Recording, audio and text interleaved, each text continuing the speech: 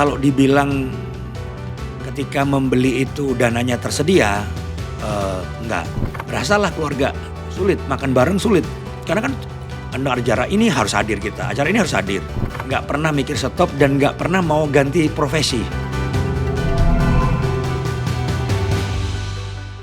Mungkin pertanyaan yang selanjutnya adalah, selama 33 tahun pastor melayani sebagai senior pastor, ada nggak momen di mana pastor tuh stres? Karena mungkin kondisi keuangan itu lagi berat. Atau ketika lagi mau buka cabang baru, contohnya ketika mau buka Central Park. Waktu itu kan kalau nggak salah ada ceritanya, uangnya tuh nggak ada. Itu mungkin bikin stres. Atau ada nggak momen-momen di mana pastor tuh yang stres banget sampai bingung harus ngapain? Memang selama ini NDC kan selalu di dalam mengembangkan pelayanan, apalagi membuka tempat-tempat baru, apalagi kan kita selalu ingin supaya tempat itu tidak bisa digeser atau digusur, kita kalau bisa beli gitu. Kalau dibilang ketika membeli itu dananya tersedia, enggak, seringkali malah enggak ada dananya. Tapi kalau saya dibilang stres, sebetulnya enggak sih.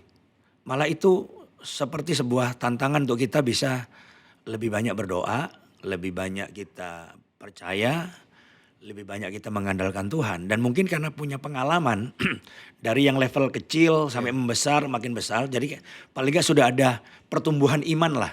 Tangganya ya. Dari awal mungkin kita hanya perlu berapa, waktu beli ruko ya kan, hanya perlu 1 miliar atau 2 miliar waktu tahun 93, 94 lah itu. Kemudian beli di Prisma itu meningkat berapa puluh M. Waktu kemudian ke Central Park yang meningkat lagi, dan Bewok itu mulai ratusan miliar gitu. Tapi kalau saya dibilang stres enggak, saya justru melihat bahwa kalau kita jelas visinya, kita tidak punya motivasi yang lain, kita rindu banyak orang bisa ketemu Tuhan, banyak orang bisa percaya Yesus, saya malah iman makin kuat gitu. Karena kita melihat mepet-mepet tapi nggak pernah gagal bayar gitu. Ya kan kita seringkali juga cicilannya bisa in-house, banyak kan in-house sih, jadi artinya nggak lewat bank gitu, bayar ke developernya tuh. Dan selalu lunas dan selalu tidak pernah gagal bayar. Jadi bukan stres, karena ada itu doa lebih banyak, lebih itu.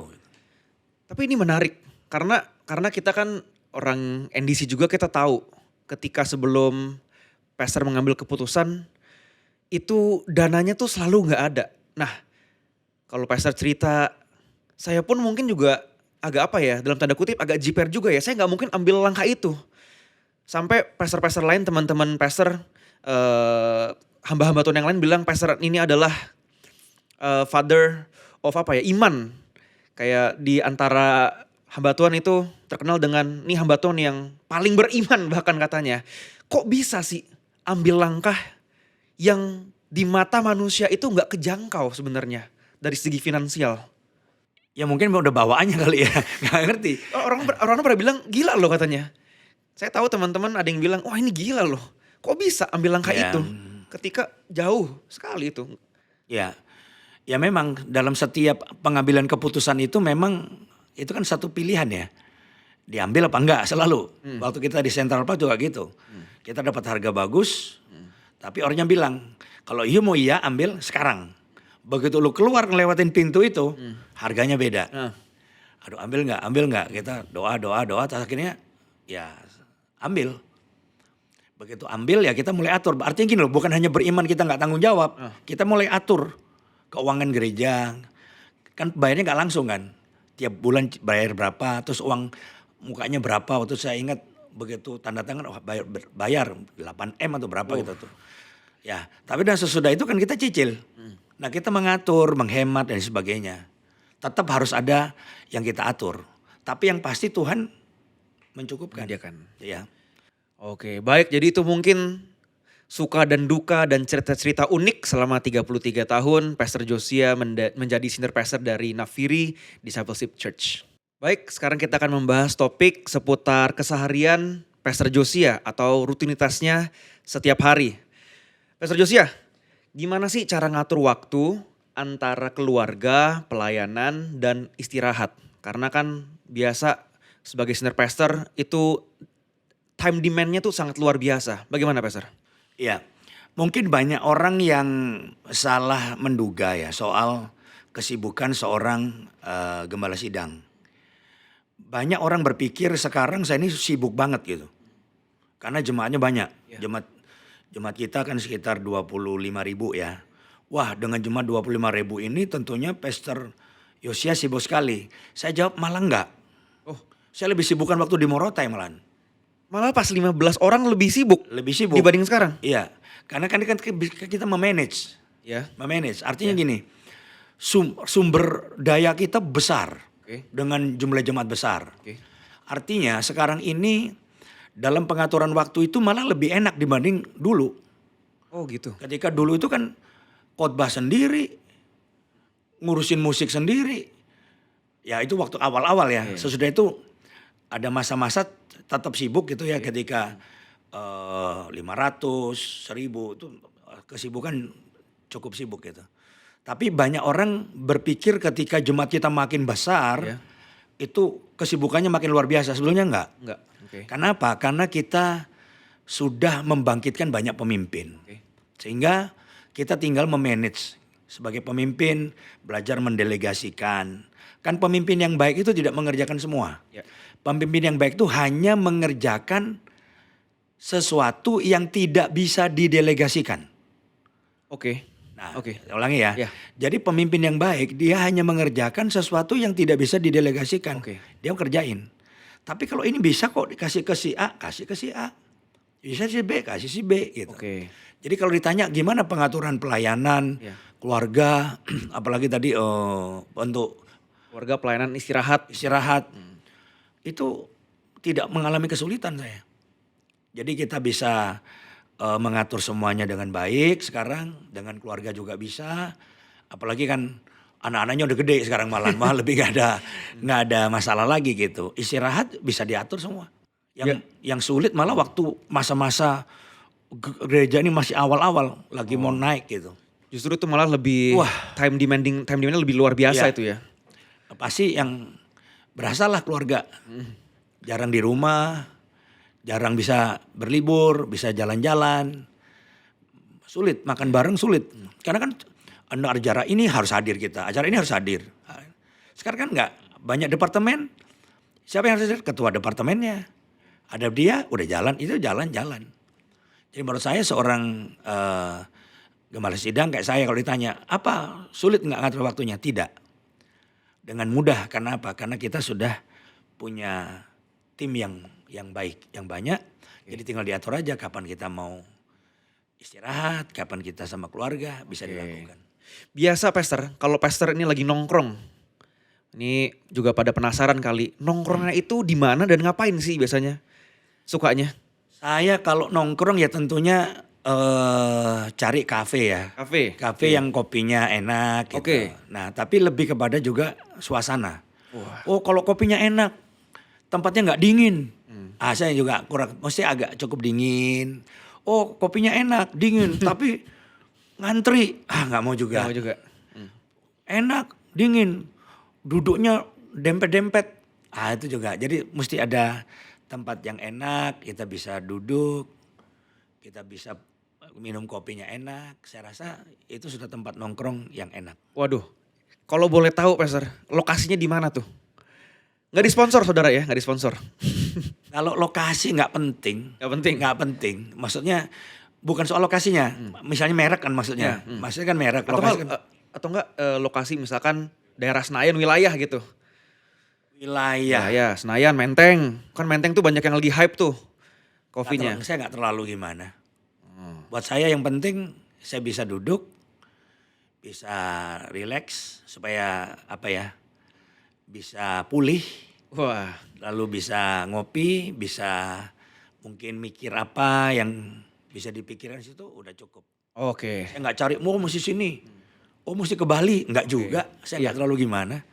Jadi dimanapun yang penting suasana enak, kopinya enak. Itu udah Pastor udah happy ya? Ya. Wah, yang kita juga mau tanyakan nih Pastor. pada penasaran. Sebenarnya tuh hobinya Pastor Joshua tuh apa sih? Ya. Yang Pastor suka lakukan? Ya. Nah ini yang saya juga bingung. Oh. Bingung nih. Bingung ya. hobi? Bingung. Waduh. Bingungnya adalah saya sampai berpikir jangan-jangan saya ini nggak punya hobi. Waduh.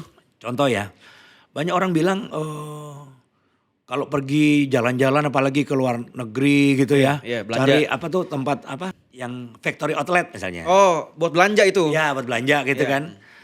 Ya kan orang pada panik tuh karena mungkin branded dan murah gitu. Diskon gitu kan? Ya, saya duduk cari tempat ngopi. Ngopi lagi. yang mau belanja nanti taruh barangnya saya jagain gitu. Jadi orang pergi taruh di situ. Jadi kalau ditanya apa hobinya, hobi belanja enggak. Oke. Ada orang yang sedang mobil atau motor, enggak. Oke. Mobil tuh apa aja, yang Apa penting aja? digas jalan direm berhenti. Yoi. Ya kan? AC-nya dingin, Oke. bisa duduk. Ah. Dan saya tuh paling bisa istirahat tuh tidur tuh malah di mobil. Oh, kenapa tuh? Nggak ngerti. Saya kadang-kadang tidur di mobil itu kalau perjalanan jauh ya, yang penting dingin terus kursinya bisa dimundurin gitu ya. Mungkin karena diayun ya, Ya, karena oke. mobil bergerak kan. Hmm. Terus karena AC gitu Iya. tidur. Deep sleep tuh, dong lah. Cukup deep kadang-kadang. Karena begitu bangun saya bingung ini di mana nih kan. Berarti cukup dalam Oke, gitu. oke, heeh. Ya, jadi intinya mobil saya juga nggak hobi gimana. Oke. Belanja enggak. Oke. Terus kalau olahraga nggak ada yang gimana. Kalau bilang olahraga seneng ada yang golf, saya enggak. Pedal sekarang nih. Pedal atau gimana, nggak ada yang terlalu. Yang rutin ya jalan kaki kali ya. Oke. Terus apa lagi ya hobi. Makan bisa termasuk hobi nggak makan? Nah, kalau makan hobi ya mungkin itu satu-satunya itu hobi. makan Iya, hobi ya, ya? makan. Kalau makan maksudnya kalau misalnya ya ada orang bilang, oh ini makanannya enak gitu, ya cobain deh Oke. gitu. Tapi nggak yang gimana gitu. Tapi kalau ditanya makan hobi ya mungkin. Jadi hobinya ini makan, nyoba restoran baru lah ya? Nggak juga. Juga. Intinya kalau makanan enak suka gitu loh. Oke. Tapi kalau udah restoran baru kejar nggak juga. Makanan apa yang Pastor paling suka? Kalau bilang makanan hobi, kalau gitu makanan apa yang Pastor paling suka? Makanan yang suka hampir semua suka. Chinese suka, Japanese suka, Indonesian suka. Mungkin yang kurang suka Eropa. Kurang. Oke. Sama aku juga gak suka tuh. Itali Kurang. juga kurang Kurang. ya. Pasta kurang ya. Kurang.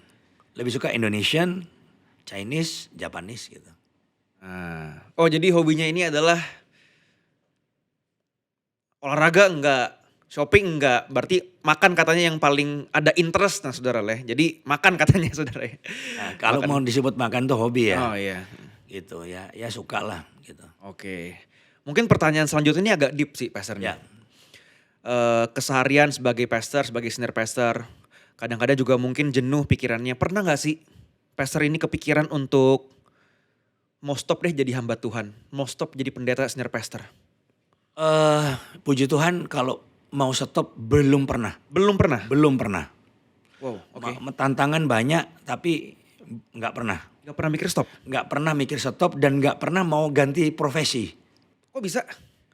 Ya kadang-kadang ada orang ngajak misalnya atau minta advice tentang bisnis dan sebagainya. Karena jemaat kan banyak tuh. Iya. Bidang apa saja. Ada yang bisnis, punya pabrik, pasar modal, Ya. dan sebagainya. Atau kripto atau apa. Ya pengetahuan banyak gitu. Kalau sekedar ya diajakin untuk invest bisalah dikit-dikit gitu ya. Tapi kalau untuk berpikir saya tidak lagi jadi hamba Tuhan, nggak lagi full time melayani gitu ya, enggak. Itu gak pernah? Nggak pernah. Karena mungkin dari awal memang saya punya satu keyakinan, memang saya dipanggil secara khusus. Jadi nggak pernah kayak ada orang di tengah jalan, kan ada beberapa orang, ini saya dipanggil nggak sih? Nggak pernah tuh. Saya yakin dipanggil. Dan saya akan mati sebagai hamba Tuhan. Keren banget. Keren banget. Karena aku aja jujur pasti pernah ada godaan kepikiran sih. Kepikiran untuk apa ya, kayaknya jadi hamba Tuhan tuh ribet ya, semua salah soalnya. Mau gini salah, gerak-gerak dikit salah. Iya, Pastor selama ini gak pernah mau mati sebagai hamba Tuhan. Iya. Top. Ya walaupun ya bingung juga kadang-kadang dikasih orang baju aja pakai baju Kan kalau barang-barang bermerek jujur ngomong, beli aja saya sayang. Iya, saya Kalau beli satu kaos gitu ya. Jadi kalau ada kaos-kaos mahal yang saya pakai, itu masih dikasih. Oh, iya. Sayang. Iya, gitu. Jadi ya kadang-kadang jadi hamba Tuhan tuh memang ada serba salah. Ya serba salahnya itu tadi. Iya. Luar biasa ini. Jadi katanya mati sebagai hamba Tuhan, nggak pernah lain hati. Saya pikir bukan luar biasa, mungkin 90% hamba Tuhan semua gitu. Yang 10% aja yang bimbang-bimbang, yang goyang-goyang gitu. Saya nggak ngerti kenapa. Oke. Ya dong. Iya. Apa yang dilakukan NDC sehingga boleh dibilang gereja anak muda sekarang. Jadi jangan bicara pemuda itu selalu masa depan enggak, masa kini. Gereja menjadi bahaya ketika relevan itu, mau sehebat apapun permulaan yang baik dan sebagainya. Pada akhirnya